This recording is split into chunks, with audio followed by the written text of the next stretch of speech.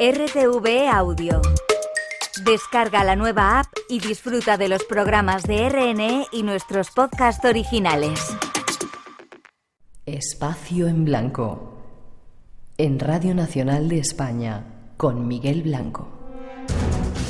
3 y 6, 2 y 6 en las Islas Canarias, segunda hora del Espacio en Blanco. Bienvenidos de nuevo. Seguimos en directo aquí desde el estudio 101 de la Casa de la Radio y es un placer volver a estar juntos. Tenemos ahí muchos temas para ofreceros. Redes sociales abiertas, Blanco Radio en Facebook, Twitter e Instagram. Y hay un vídeo por si queréis ver algo de lo que ocurrió la semana pasada en Quesada con un montón de datos. Fue bonito estar allí. Y para seguir dejamos el santo grial, ese grial de Doña Urraca, y nos vamos a temas más luminosos. Hasta el desierto, a escuchar palabras sabias. A veces la comunicación es un poco dificultosa, pero ya veréis, interesa escuchar lo que nos dice nuestro próximo invitado.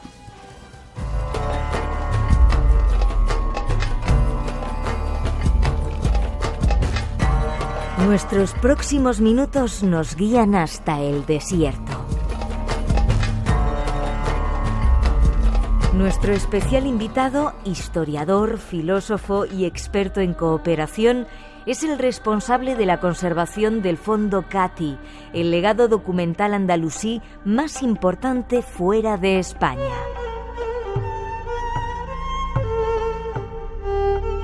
La rebelión tuareg de 2012 lo llevó a exiliarse de su país, no sin antes salvar todos los documentos que pudo del valioso Fondo Cati antes de huir.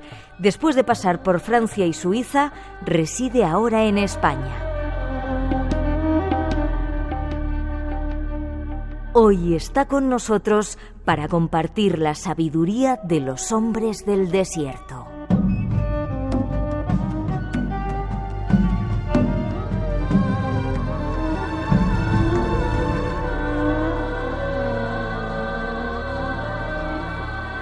Esta música nos lleva hasta lugares mágicos, situados en el desierto. Y ahí tenemos un invitado especial que esta noche comparte experiencias con nosotros, con el Espacio en Blanco, Ismael Diadier. ¿Lo he dicho bien, Ismael? Buenas noches. Sí, buenas noches, muy bien. Un placer de que estés con nosotros. Eres poeta, filósofo, historiador, presidente de la Fundación Mahmoud Cati y director de la Biblioteca Fondo Cati en Tombuctú.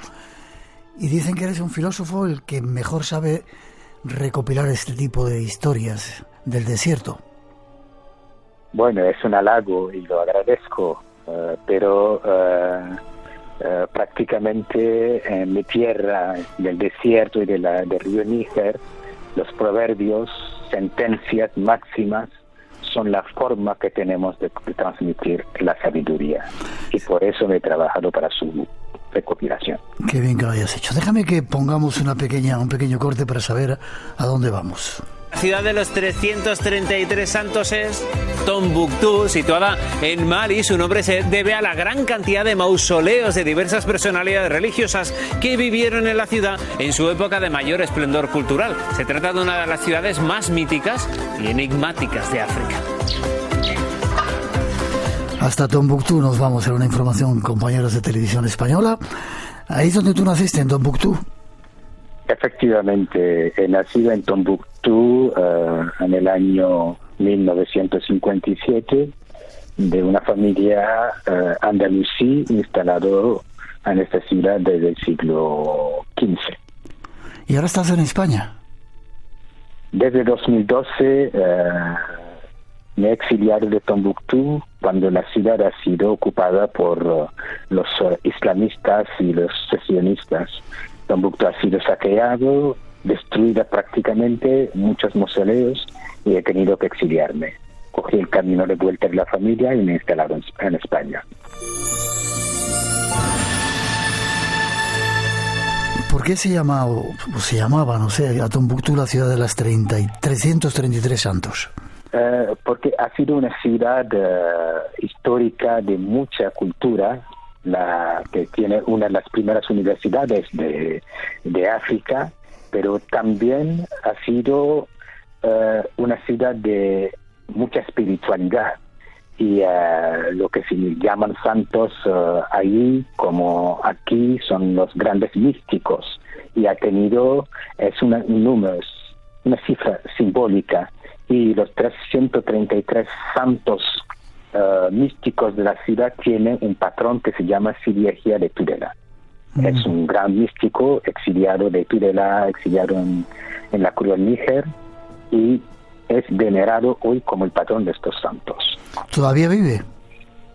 No, eso en el siglo XV. Él también llegó a 1460 1440, murió en 1468. Ya, como decías que se había exiliado, pensaba que todavía seguía estando y por eso había salido. Dejó la península para África en aquellos tiempos, porque todavía no se había descubierto América. Y dime una cosa, ¿ya no es Tombuctú como era con la llegada de esos nuevos grupos sociales, políticos, religiosos? No, Tombuctú, tal como muchos lo habéis conocido, no es la ciudad hoy en día.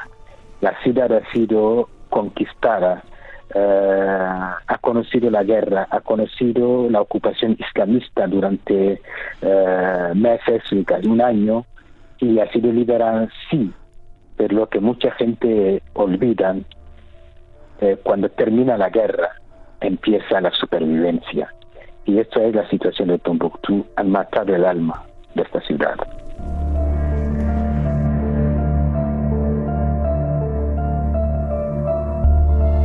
Se ve que eres un filósofo. No vamos a entrar en cuestiones ni políticas ni religiosas, pero te pregunto, Ismael, ¿por qué el desierto confiere esa especial sabiduría a los moradores? Quizá por lo duro que es, por la forma de vida, porque hay que estar siempre atento y abres los ojos y quizá el alma a todo lo que te rodea. Bueno, es una pregunta tan difícil para contestar por su larga historia. En pocas palabras, Moisés, cuando tuvo la revelación, cuando bajó con las tablas de las leyes, bajó en el desierto. Jesús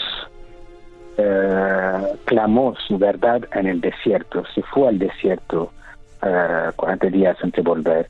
El profeta Muhammad del Islam, lo mismo, pasó por el desierto. Los grandes místicos pasan por el desierto. Y hasta en la filosofía Nietzsche dice que hay que pasar por el desierto interior.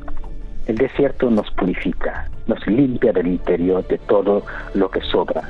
Nos hace a la sobriedad y a lo fundamental. En el desierto uno va siempre hacia lo esencial, de tal modo que el desierto nos limpia de todas las escorias que acumula la humanidad para devolvernos a nosotros mismos, al silencio y a nuestra humanidad, que es poca cosa dentro de un desierto tan inmenso. Guau, lo que has dicho. Y sin embargo es uno de los ambientes más difíciles para poder sobrevivir, dicen. No hay agua, no hay sombra en la mayoría de las veces, no hay alimentos, y sin embargo te puede conferir toda esa sabiduría. Yo no sé si he conquistado sabiduría o no, porque hay personas que no saben y no saben que no saben, y otras que saben y saben que saben. Quizás estoy en el medio, ni sé ni no sé, y prefiero esa posición humilde. Pero sí, el desierto en la que un vaso de agua es más que un kilo de oro, como lo decimos allí, nos lleva a nuestros propios límites y nos condena, nos obliga no solo a descubrir nuestros límites, sino nuestro ambiente, sino también a la gente que encontramos. Eso nos obliga, para sobrevivir, hay que conocerse y conocer el mundo, porque el desierto no regala a nadie ni un instante de vida. Hay que luchar para merecerlo. ¿Tú has pasado temporadas en el desierto? Bueno, Tombuctú está en medio del desierto, pero... Bueno, prácticamente Tombuctú tiene un pie en el desierto y el otro pie en el río. Sí. En estos dos mundos he vivido. Durante todo el tiempo que he vivido en Tombuctú desde mi niñez, Todas las mañanas he salido hacia el desierto. Todos los días he pasado horas en el silencio del desierto. Es para mí vital. Conozco el desierto. He pasado noches, días como Edmond Chávez, como mucha gente que el desierto ha llamado. Uno se hace adicto al desierto, adicto al silencio. Cosa que he ido buscando aquí en monasterios, en la Sierra de Filabres o la Sierra Nevada, en muchos sitios. Pero el silencio que da el desierto no lo da en ningún sitio. Te iba a preguntar, Ismael, si lo habías encontrado aquí en España, en nuestro mundo. No, ese silencio no lo encuentras aquí, ¿verdad? En los bares seguro que no. Seguro que no. Seguro que no. Pero sí, he llevado años. Cada año me he retirado en un monasterio franciscano en Antequera, sí. Con los franciscanos que han sido amigos de muchos años, con los que he trabajado mucho para abrir maternidades, para ayudar a mucha gente en tiempo de guerra en Tombuctú, cosa que no sale en la prensa, pero hay que decirlo un día. Y estos tiempos de silencio en los monasterios me ha ayudado mucho, porque es algo que necesito. Hace poco he ido en Grecia al Monte Athos, y en otros países siempre he buscado monasterios, he buscado lugares de silencio. En Fez he buscado una mezquita donde retirarme, porque el silencio es vital. Hay verbo porque hay silencio. Podemos escucharnos a nosotros mismos, a los demás, callándonos. Y eso me lo ha dado el desierto, me lo ha enseñado el desierto.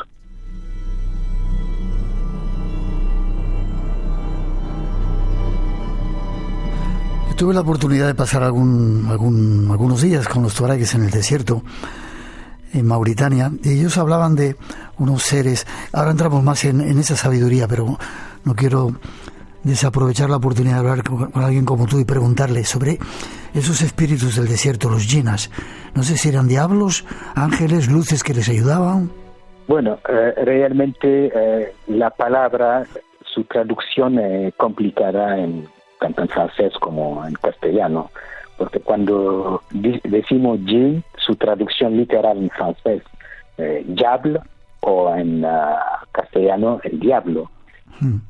Pero no, son espíritus. Y los espíritus, tanto en las culturas bantú, songhai, del Mandé, como las culturas bereberes y árabes, hasanía del desierto de Mauritania, de Mali, Argelia o Marruecos, siempre han significado algo que es un término medio, que cada uno tiene un espíritu encima. Aquí es casi un ángel, pero este espíritu te puede guiar. Pero si con soberbia andas, te equivocarás. Y tu espíritu te la puede jugar también para llevarte al buen camino. No quiero todavía marcharme del desierto. Supongo que, claro, si has estado allí esas noches increíbles en las que no hay luces de ciudades alrededor, ¿cómo se ve el cielo, verdad? Es un poco estar un poco más cerca de Dios o de lo primordial o del espíritu, ¿verdad? Cuando estás ahí solo viendo esas noches terriblemente hermosas. Eso es uno de los privilegios, y Miguel de Molinos diría las sequedades del desierto, porque quien ha tenido la suerte de pasar una noche en el desierto tiene una experiencia inolvidable, porque llega un momento en que sopla un aire y levanta la cabeza, no hay contaminación de luces. Te da la sensación que puedes tender la mano y coger estrellas. Sin embargo, si estás solo, siente la profunda soledad del ser humano. Siente lo que se puede llamar no solo soledad, sino lo poco que es uno en el cosmos. Es decir, somos seres infinitamente pequeños, casi nada ante esa inmensidad. Es el momento en que uno necesita agarrarse a algo, porque a veces uno ve el abismo del cosmos, ese universo inmenso y ese punto que es la Tierra, y sobre este punto, ese punto tan ínfimo que es una persona sobre una duna. Y eso nos enseña la humildad, pero nos enseña también toda la belleza del mundo, sin tantos artificios y contaminaciones que llamamos civilización, pero que sin embargo probablemente es un retraso por la esencia del hombre, de la humanidad.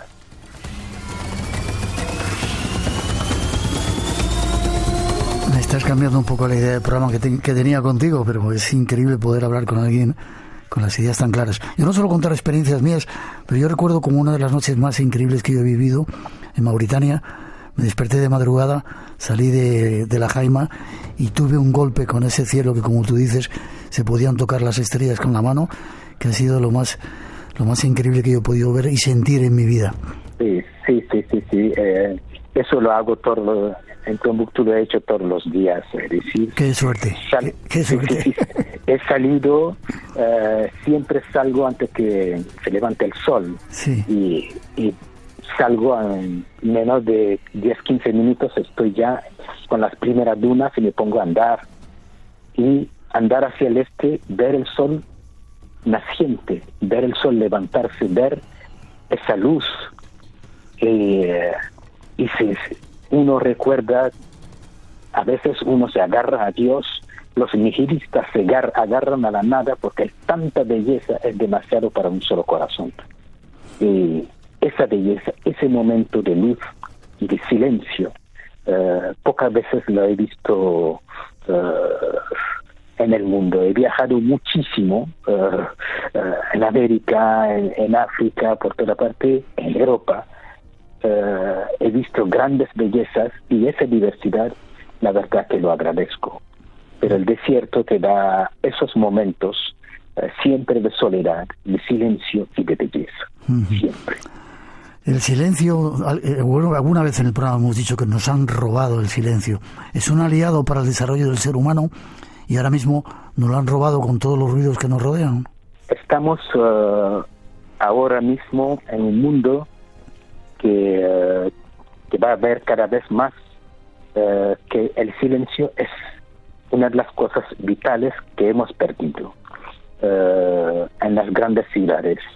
Y estamos viviendo, en España es un ejemplo, la despoblación de los pequeños pueblos y el crecimiento urbano, cuya consecuencia, una de las consecuencias, es la pérdida del silencio.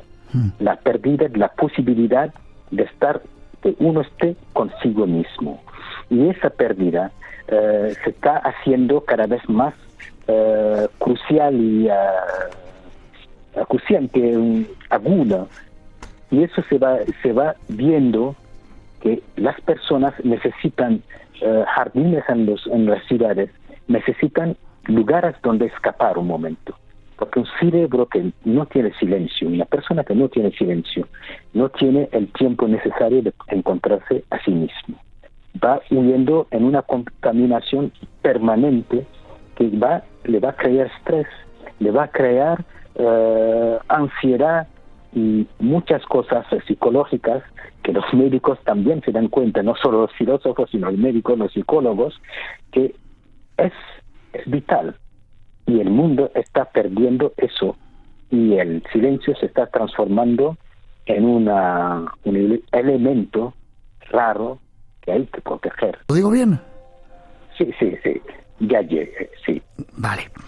Tenemos una cultura en nuestro mundo, en este mundo que parece que es el único que existe, solamente basada en datos o en historias de Occidente, algo de Oriente, pero poco de África. Hay una frase que he sacado de tu libro. El sabio Ampate Ba decía: la belleza del arco iris radica en la diversidad de sus colores. Y hay otra frase que también dices que cada anciano que fallece en África es una biblioteca que arde.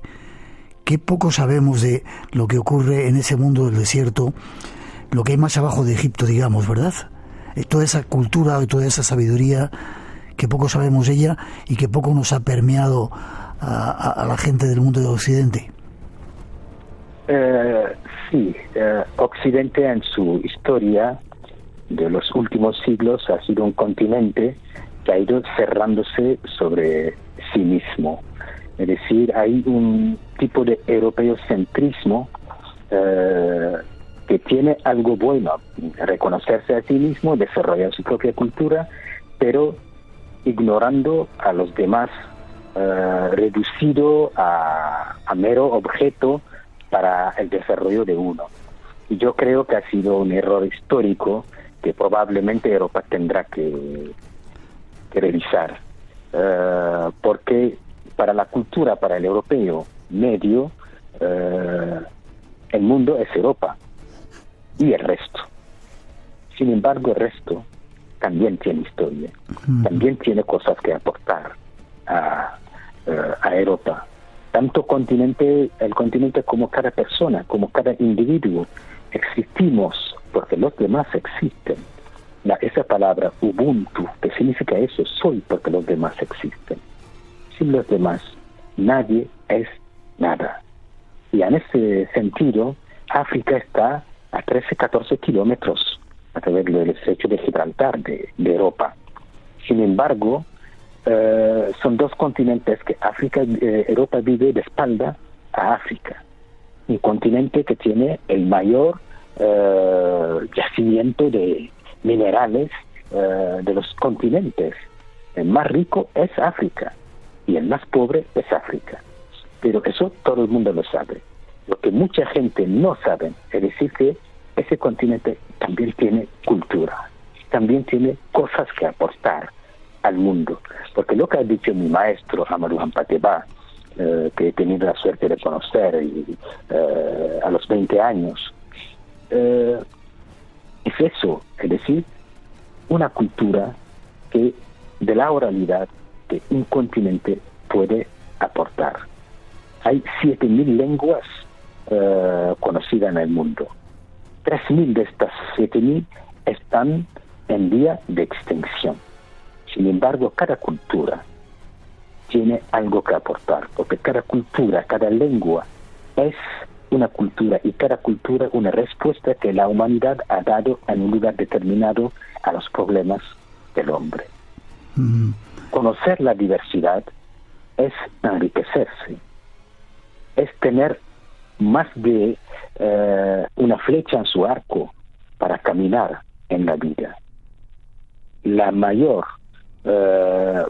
curación que se puede dar a un hombre es viajar, es encontrar a los demás, porque vuelve siempre, como Ulises, más rico por su viaje, por sus experiencias, por sus encuentros. Y África es una tierra de más de 2.000 culturas, lenguas minoritarias o mayoritarias, que tiene sus proverbios, sus cuentos, sus leyendas, su forma de poesía, y todo esto ignorado. Y eso forma parte de la diversidad. ¿Y por qué el arco iris es bello? ¿Por qué es diverso? ¿Por qué un tapiz es bello? Es porque la multiplicidad de sus colores y formas. Por eso, yo pienso con mi maestro Amadou Hampâté-Bâ, yo pienso con Andrés Chouraqui también, que otro maestro mío, traductor de la Biblia, del Corán y de la Torá, es el hombre de los 3 libros, que necesitamos esa diversidad. Yo lo creo con Théodore Monod, otro francés, también hombre sabio, cristiano, que ha ido a diario en África, cada vez que ha ido a rezar sobre la tumba de algunos santos musulmanes. Estos son los que salvan el mundo, porque el mundo no es una sola cultura, es su diversidad. Y lo que hace nuestra humanidad es nuestra capacidad de aceptar, de abrirnos a otras culturas, que van a ser la belleza y la humanidad de cada uno, porque nacemos hombres y nos hacemos humanos.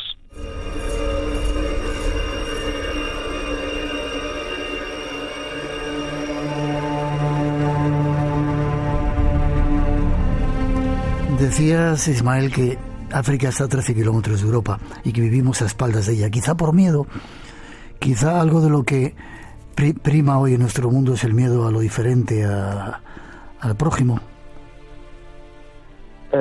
No lo diría así, porque a la hora de ir a África y para materias primas no da miedo a nadie, a ningún Estado. Pero a la hora de asumir las consecuencias de las relaciones internacionales actuales, sí da miedo, porque el Mediterráneo se ha transformado en un mar de muertos.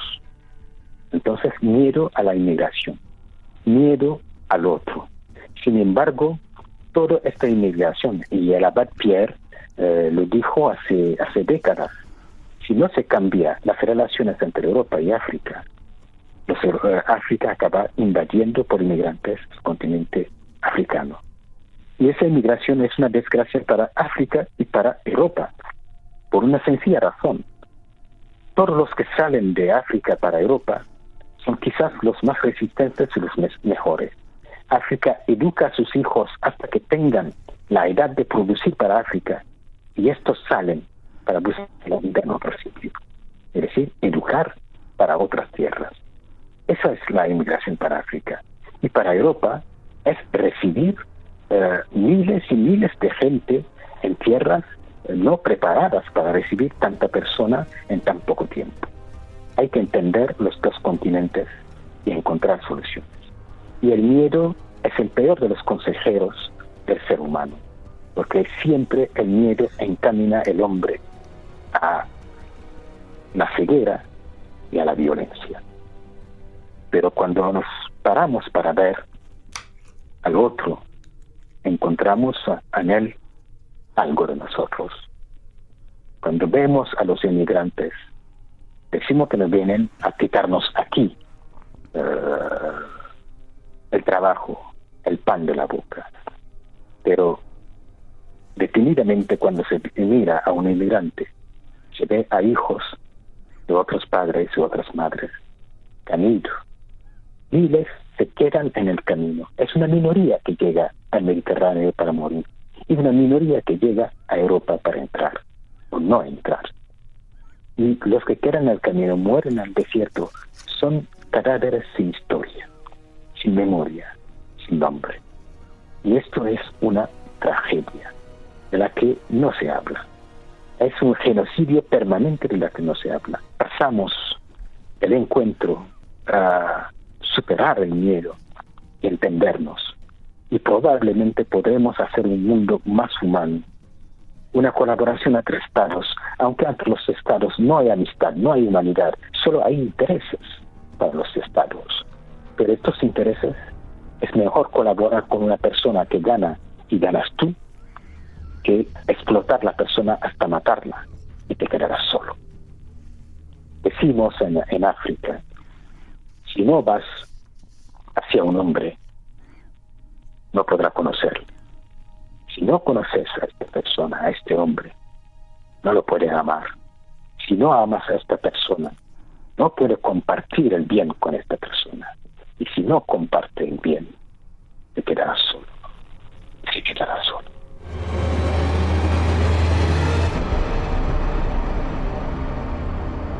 ¿Estás a gusto, Ismael? Sí. Me alegra. Siempre suelo preguntarlo cuando nos veo al invitado.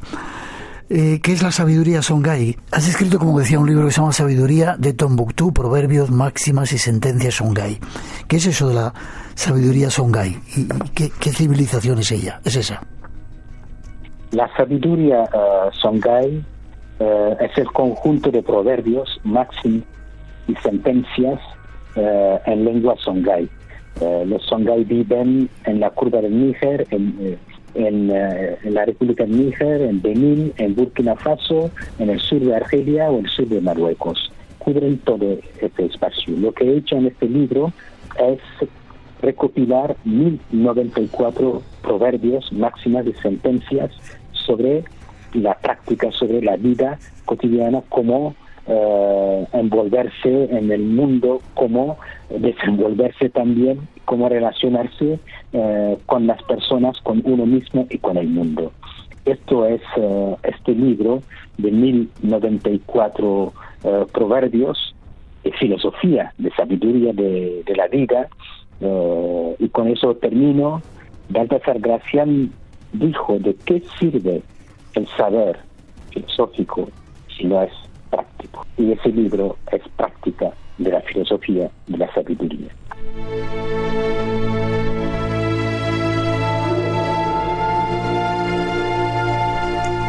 Casi terminando, Ismael, te decía, ¿cómo ves tú el mundo? ¿Estamos a tiempo de poder parar todo este mare magnum en el que estamos, en el que nos han robado el silencio, en el que hay miedos, en el que hay un montón de jóvenes que mueren, la muerte silenciosa en el Mediterráneo, tratando de llegar hasta ese mundo de luces y sonidos que creen que van a encontrar aquí?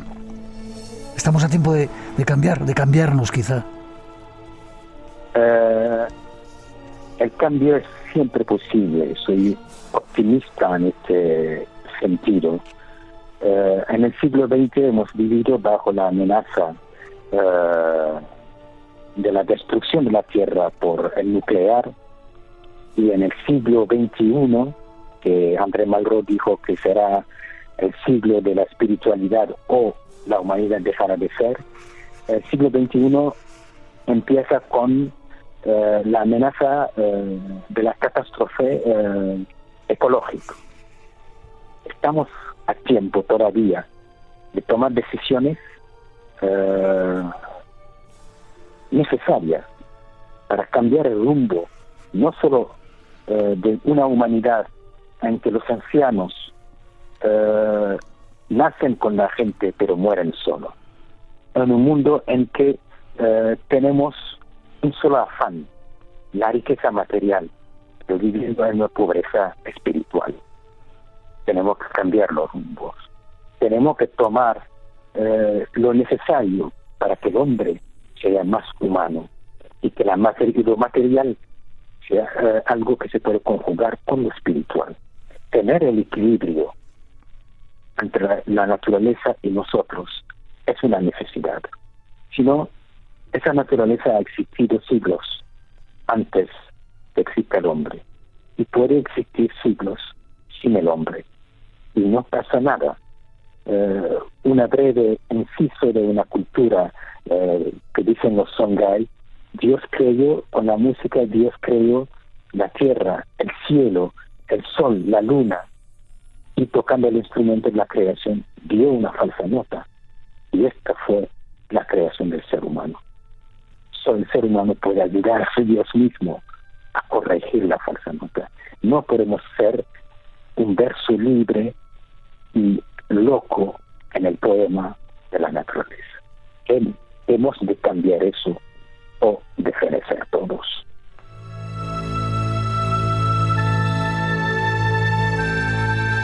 A medida que exploramos otros mundos, el nuestro se expande, dices por ahí. Ha sido un placer, una sorpresa y un honor el que hayas estado en el programa, Ismael. Espero que te haya gustado estar en el Espacio en Blanco. Estoy muy agradecido de compartir ese momento, porque en este libro el primer proverbio dice: no hay don de palabra sin la hospitalidad de un oído. Estoy muy agradecido. Forma de contacto contigo si quieren saber más, conocerte, conocer este libro Sabiduría de Tombuctú. ¿Tienes página web, algún medio de contacto? Poniendo Ismael Yahya Idaraz, tanto en Facebook, la página web de Fundación Mahmoud Kati o Fondo Kati, poniendo Fondo Kati también, se lo puede encontrar y encontrar muchos elementos sobre todo eso que hemos hablado. Fondo Kati en Tombuctú o Sabiduría de Tombuctú, buscarle, es un tipo que merece la pena. Ha sido un placer, te mando un abrazo gigante y cómo me gustaría poder ir de tu mano a Tombuctú y conocer esa ciudad, esa zona. Ojalá estuviera como estaba antes, siendo ese centro tan espiritual y tan especial. Pero bueno, espero que podremos hacerlo un día. Gracias. Inshallah. Inshallah, gracias. Gracias a ti, un abrazo fuerte. Hasta pronto. Hasta pronto, gracias.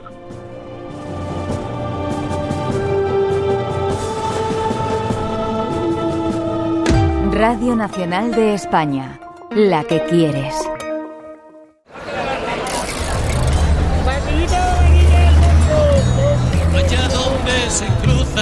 8.000 kilómetros cuadrados de superficie y 6.600.000 habitantes repartidos en 179 municipios. Memoria de Delfín, con Arturo Martín Lafuente. Esta semana nos adelantamos a la celebración del Día de la Comunidad y hablamos de Madrid. Memoria de Delfín, los domingos a medianoche. No se lo pierdan. Las 11 en Canarias. Sí, señor, sí, señor. Y recuerda, la radio tiene ojos. Los domingos a las 6:30 de la mañana. RTV, la que quieres. ¿Qué hay al otro lado? ¿Te atreves a imaginarlo? Solo quien sale a buscar, encuentra. Espacio en blanco. Siempre tu lado del misterio. Buenas noches, Miguel. Soy Manuel y te escucho desde la provincia de Alicante. Yo os escucho todas las semanas, no hay semana que me pierda vuestro programa, aunque sí que es verdad que lo hago a través de los podcasts porque no puedo escucharlo en directo. Lo que sí que es un misterio y posiblemente sea que los del EGM lo hagan fantasmas.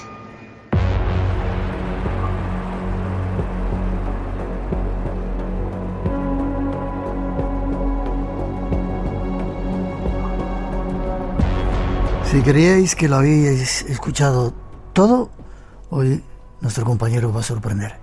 Le saludamos, Juan Gómez, buenas noches. Muy buenas noches, como siempre un placer. También bueno, no sé si hoy va a ser un placer estar con estas cosas que nos vas a contar. Hemos hablado muchas veces sobre historias de músicas malditas. Tú hoy nos traes, yo creo, el 10 de las músicas malditas, ¿no? Sí, la verdad es que es cierto que se ha hablado muchas veces, ¿no?, de canciones muy conocidas y sobre todo yo recuerdo precisamente descubrir algunas canciones porque se decía que tenían, por ejemplo, mensajes al revés, ¿no? Y cositas así muy extrañas. Se hablaba de Zeppelin, se hablaba de la canción Starway to Heaven, se hablaba de los Eagles con su Hotel California. Bueno, muchas canciones, ¿no?, muy conocidas, muy famosas. Pero aquí en esta ocasión vamos a por otras músicas misteriosas que desde luego algunas de ellas, te puedo garantizar, nos van a poner los pelos de punta y sobre todo no se ha escuchado habitualmente sus historias. Así que es buen momento para reconocerlas y conocerlas aquí en el Espacio en Blanco. La primera historia tiene que ver con un rap maldito en Memphis. Eso es, el rap maldito de Memphis. Todo comienza en la década de los 90. Y es que la ciudad de Memphis, en esa época, fíjate, se encontraba en medio de uno de los peores momentos de criminalidad. Fíjate, te doy un dato, Miguel. Solo en 1993 se produjeron 198 homicidios. Así que todo esto llegó a la música y con el auge del rap y el hip hop, bueno, ya sabemos que es un estilo musical también muy reivindicativo en muchas ocasiones, urbano evidentemente, y que quiere de alguna forma reflejar la realidad de la calle. Bueno, pues nace el rap de Memphis, un fenómeno musical, vamos a denominar underground, y cuyo sonido es ciertamente extraño, es considerado como hipnótico y sombrío. En las canciones añaden, por ejemplo, sonidos como si se tratara de una película de terror, ¿no?, con ritmos distorsionados, junto además con letras inquietantes y una producción de muy baja calidad. Bueno, naturalmente se difundieron rumores sobre que las personas que estaban detrás de este sonido estaban involucradas en ciertas actividades ocultas. Y ya no hablo de crímenes, sino de adoración al diablo, de supuestos rituales extraños, y comenzaron a llamarle el rap sigils o rap sigiloso porque decían que esta música de alguna forma alteraba a quien la escuchaba y le provocaba ciertas reacciones que acababan en acciones criminales. Si te parece, vamos a escuchar este rap sigils y vamos a descubrir que es totalmente, como dice un buen amigo nuestro, ¿verdad, Miguel?, pelopínchico. Pero poquito lo vamos a escuchar, ¿vale? Un poquito. Por si acaso.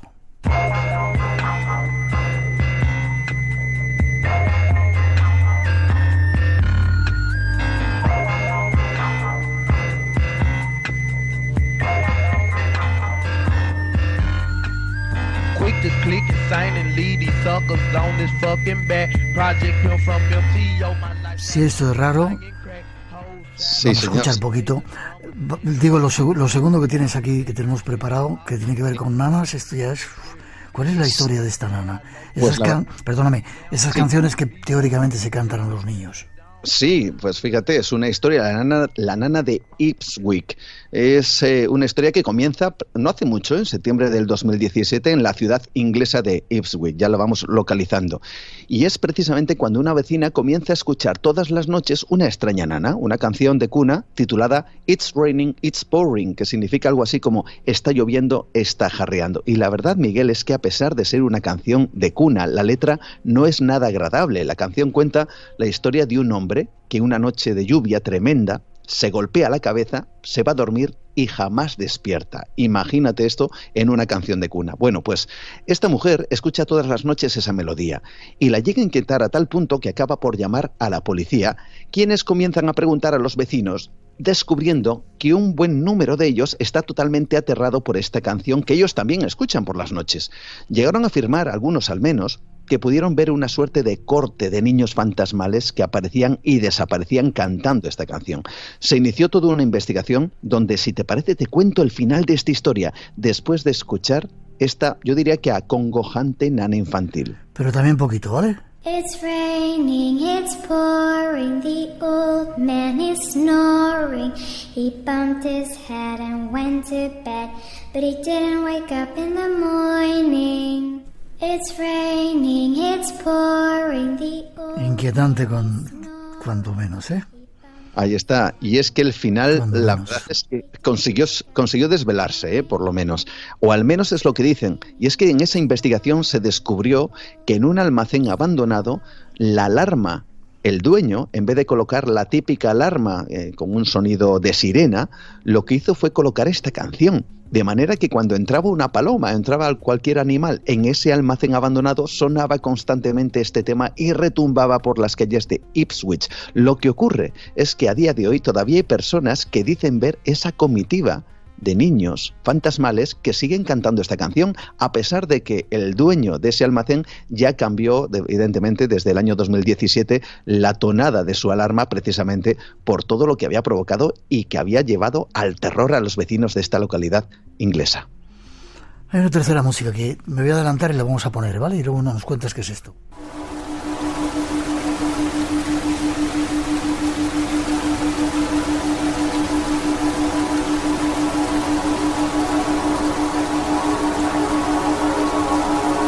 ¿Qué es esta música? ¿Qué significa?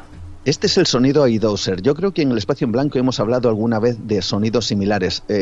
Quizá lo recuerdes, sonidos binaurales. Sí. Estos, con los ojos cerrados, pueden provocar, bueno, pues un estado, vamos a decir, alterado de conciencia o un estado de relajación, o dicen que para abrir ciertos elementos que nos permitan ver o captar la realidad de manera más amplia, ¿no?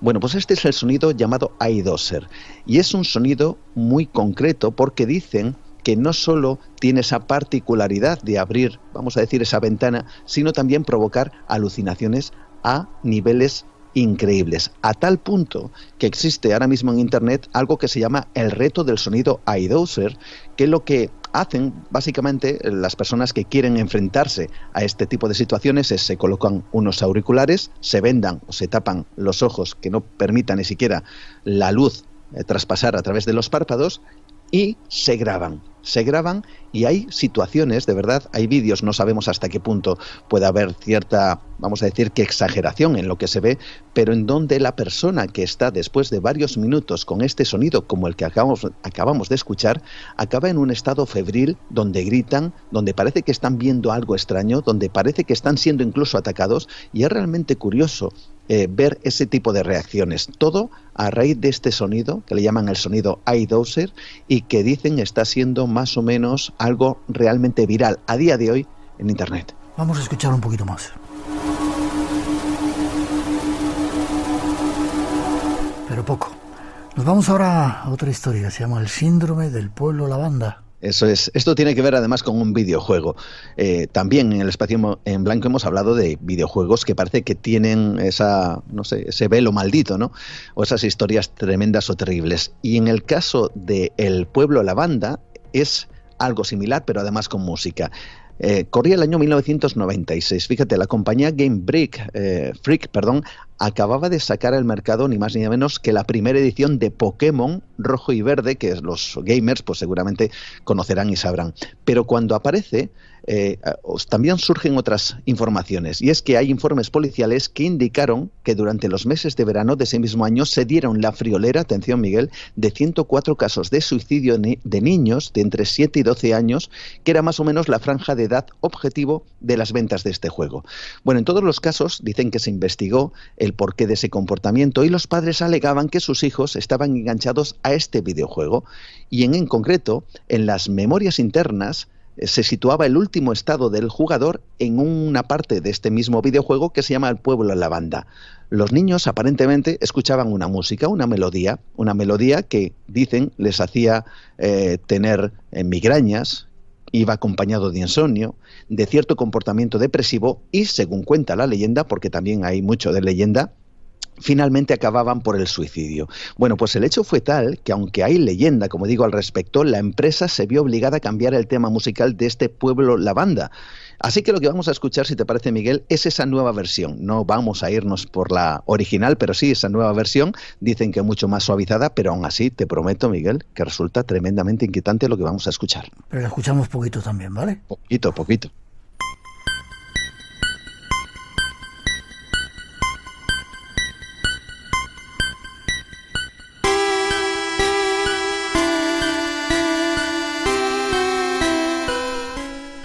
Hacen unas cosas increíbles.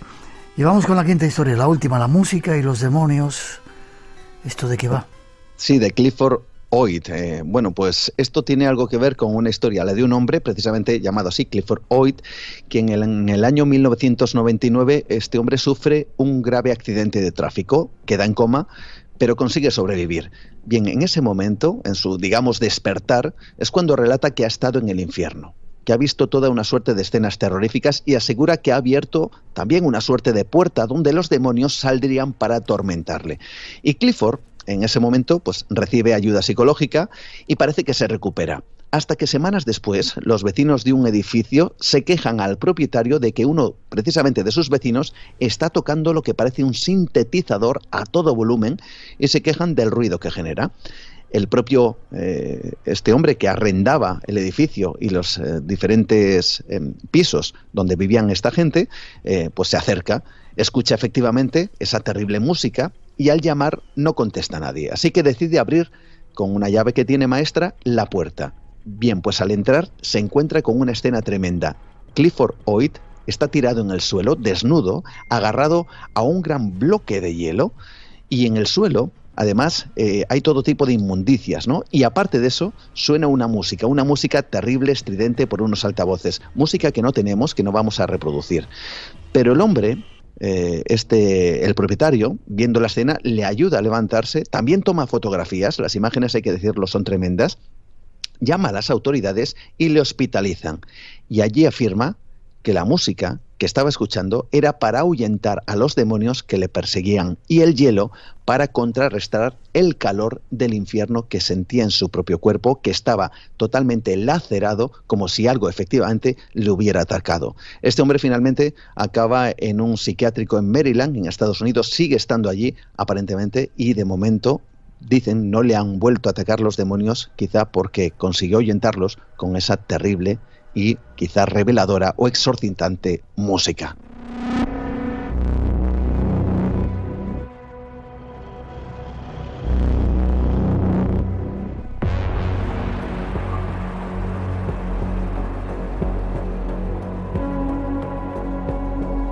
Pues no sé qué decirte, que me quedo casi con los clásicos, con Mocedades y los Beatles o alguna cosa así. Las sí, otras músicas misteriosas. O con Led Zeppelin, esas famosas que decían, fíjate, hay una... Sí, casi con esas me quedo. Sí.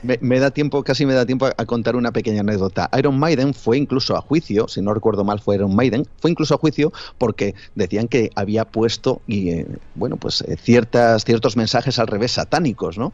Y el hombre llegó a decir que si hubiera puesto el cantante Bruce Dickinson, que si hubiera puesto algún tipo de mensaje en esos discos que ellos realizaban, pues hubieran puesto algo así como compra nuestros discos o características similares que hicieran que hubieran vendido más, ¿no? Lo cual nos llega a la sorpresa. ¿Quién sabe si algún día descubriremos el verdadero secreto de estas y otras canciones? ¿Forma de contacto contigo? Pues a través de Facebook, en mi perfil Juan Gómez Ruiz, y a través del email del programa, juangomez_gmail.com, juangomez_gmail.com. Como siempre, un placer. Igualmente, Miguel. Hasta pronto.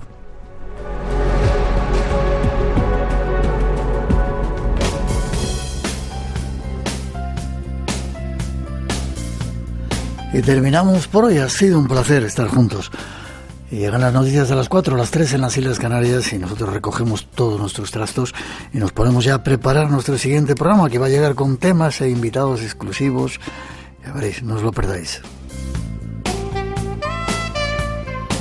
Las gracias a todos los que nos saludabais desde Concepción en Chile, Montegrande en Argentina, Luz Serrano desde Canadá, Walter Pastorín desde Montevideo, desde Noruega y desde todas las partes de España, para demostrar que a veces el EGM se confunde.